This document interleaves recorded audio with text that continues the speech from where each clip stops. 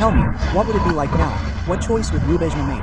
If 2014 happened now, what happened here in 2014, the referendum and everything? Well, I think that if Rubежna knew what would happen next, then Rubежna would probably have stood up and everything would have gone to the other side right away, so as not to have to see this mess. Something like that. Or do you like the fact that this complete lawlessness is happening? The police are generally zero, they just put on a uniform, but the content has become even worse. Well, how do you like it? I'm asking you about Ukraine. And what am I telling you about? I went there, they would block the road and that's it. And now there are morons with machine guns. Do you think this is okay? Before these, well, like yours for the Ukrainians appeared, we had peace and quiet. But there was chaos there. Our people went to work, and there they went to rallies for money.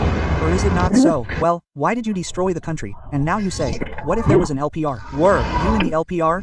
Quote, in the LPR. Well, we were actually the LPR. Second place. Wait, were you over there on the other side? I was there too, when there was an occupation. My God, what occupation? Did you see Russian troops? No. Did you see anyone? No. Who were people hiding from in the basements? From the Ukrainian artillery. And you know this very well if you were here. Good. There were no troops here at all.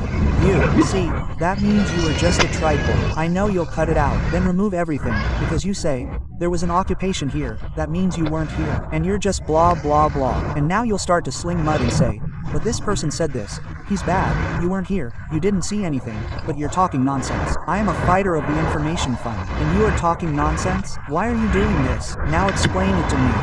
If you were lying. What about the occupation here? There was no one here at all. One checkpoint was over there, and the Ukrainian one was there, and this one was neutral. There was no one here at all. In general, whoever wanted to came in. Those drove by for a cigarette. Those drove by for a cigarette. And you say there was an occupation? I even know, you know, how they wrote in the reports that there were foreign battles for 4 days. There was no one at all. Not even a single shot was fired. And there were no people in Ukraine in the city, outside the city. Where outside the city? Where a Ukrainian mine flew into the cemetery.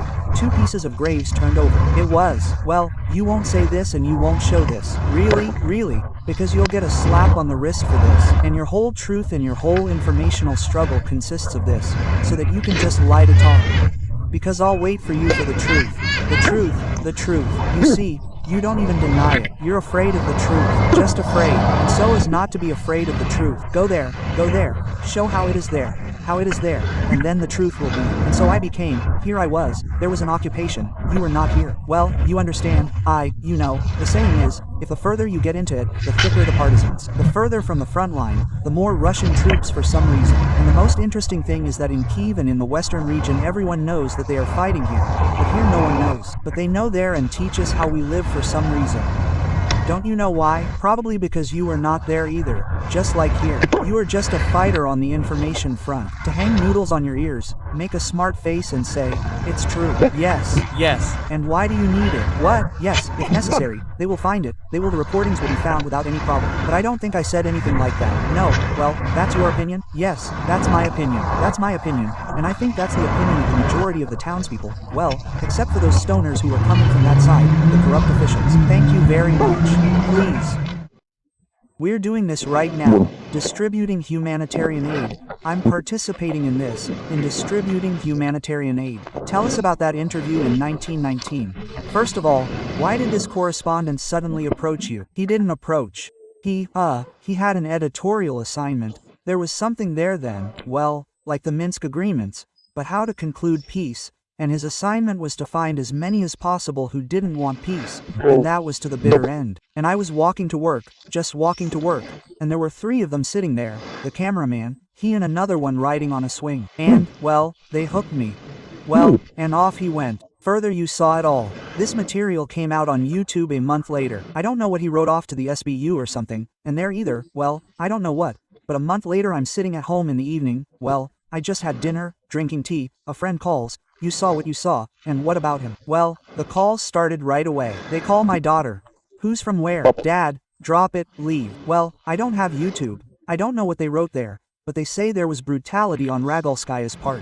They would hang, shoot, drown, trample, that sort of thing.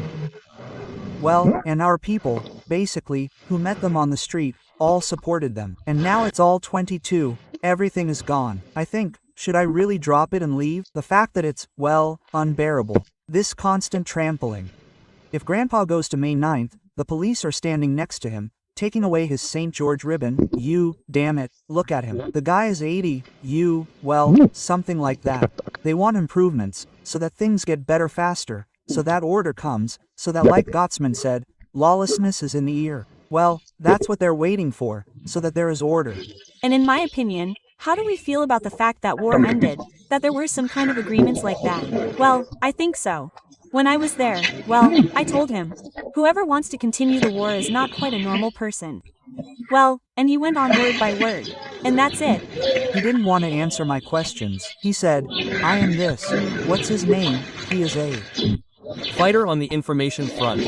Quote, well, that's why he didn't want to. Well, and then we started communicating a little. So, how did you find out that he wrote a denunciation of you? I'm sitting at home quietly, drinking tea in the evening, and some friends call me and say, get ready. This was a month after the interview. On YouTube. Well, and for a week I was afraid to leave the house. Something like that. Did anyone come to you? No, they didn't. Honestly, I didn't come, but there was information that, well, he kind of got into trouble. He got into trouble too loudly. And it was like that back then, 1919, this changed. And they said, let him sit for now. Well, at first they said that they would call you in for a talk. Then they simply said, shut up and be quiet. The phone is on the hook. You know how to communicate and that's it. Well, that's how it is. And you walk around the city like that. Well, your people didn't let you walk like that. They came up to you, so to speak. Well, that's how it was. But how did your neighbors, friends, acquaintances react to you? They supported you with both paws. Well, although the neighbors came with both paws and came home, met you on the street. But you should just ask my wife about this. My dots. How they said, give it up. why didn't you leave? Your city? No way. My home.